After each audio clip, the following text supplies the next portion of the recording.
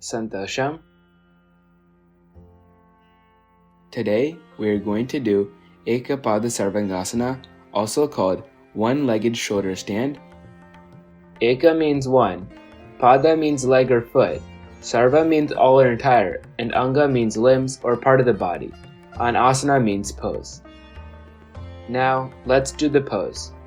First, go to the lying back sthiti pose and take a deep breath 2 times.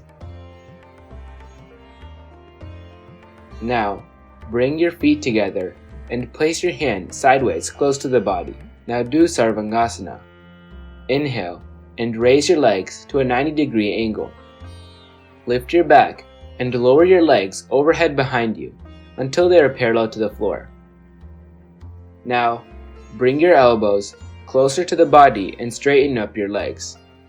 Your weight should be supported on your shoulders and upper arms, not on your head and neck. Now hold the pose, which is Sarvangasana.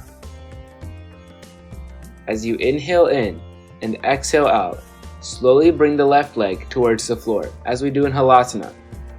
Keep the right leg in the shoulder stand pose. If you can't touch your toes to the ground, keep it wherever you feel comfortable and hold it for a few seconds. If your toe can reach the floor comfortably, try to keep your knee above your forehead without bending it.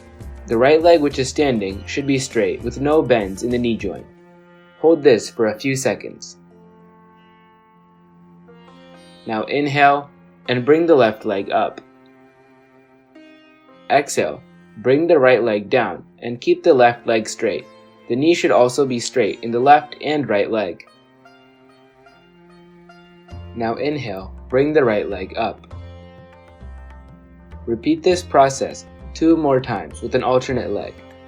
To come out of the pose, lower both the legs down overhead until they are parallel to the floor. Keep the palms on the floor and relax the lower back to the floor. Those who are having a hard time to get into the Halasana posture, please practice this asana regularly for a few weeks or days. You will be able to do perfect Halasana after practice. Thank you for watching. Santosham.